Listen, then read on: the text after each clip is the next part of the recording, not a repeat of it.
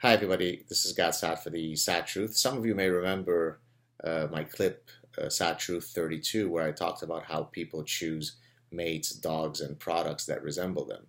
And so there I was referring to a general matching mechanism whereby we have this, instantiation, if you'd like, of birds of a feather flock together across different contexts.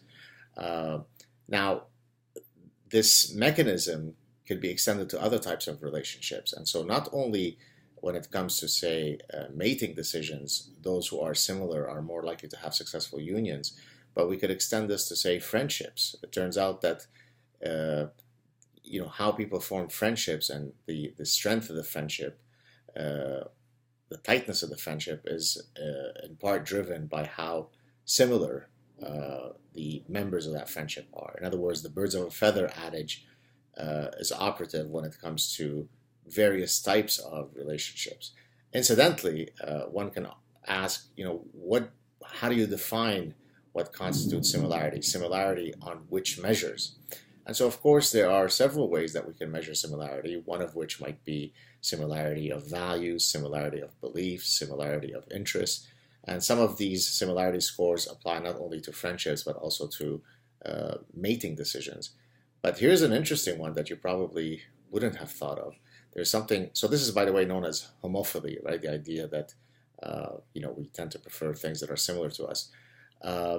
It turns out that there's this phenomenon known as genetic homophily, which is basically the idea as applied to friendships, where people tend to choose friends who have more similar genotypes themselves. And so again, there are all sorts of interesting and at times surprising ways by which people assort with one another as a function of how similar they are to one another.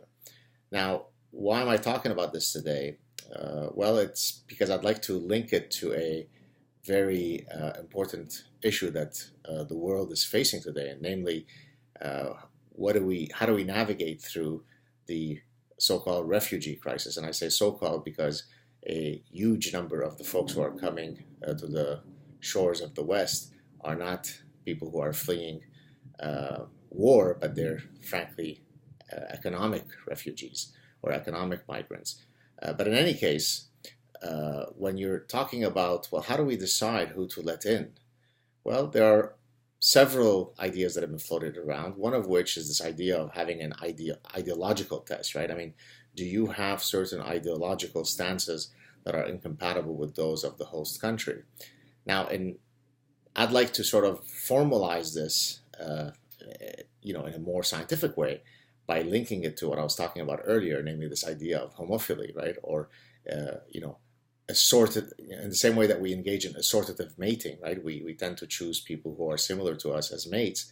Well, let's extend this to a more macro level, right? Instead of talking about two individuals who are choosing to mate or two individuals who are choosing to become friends, we could talk about the two parties being cultures A and B.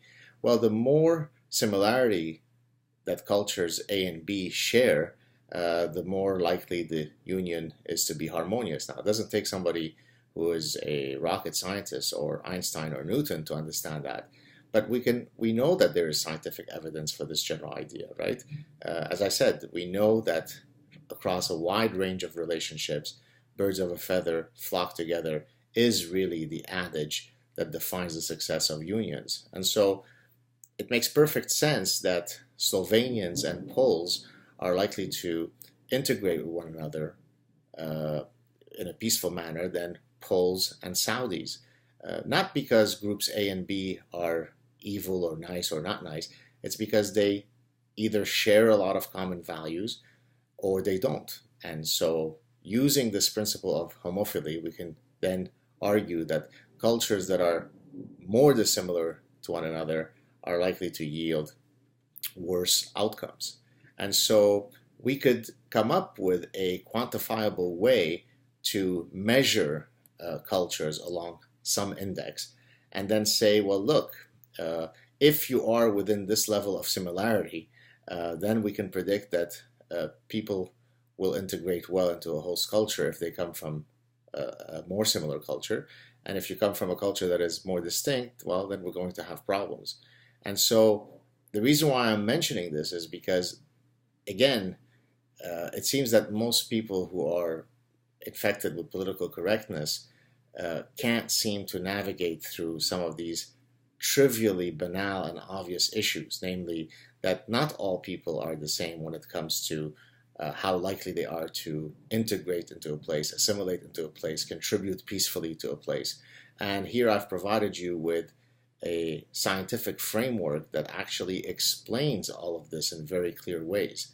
Homophily is a driving mechanism across all sorts of relationships, and there is no reason to expect that that mechanism is somehow non-operative when it comes to deciding whether the fit between cultures A and B is going to be a good one or one that is going to create disunity. So there you have it, people. Always turn to science and reason when you're tackling any problem.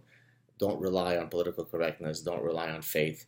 Rely on your God-given brain? No. Rely on the brain that evolution has forged for you after millions of years of tinkering. Have a good weekend, everybody. Talk to you soon.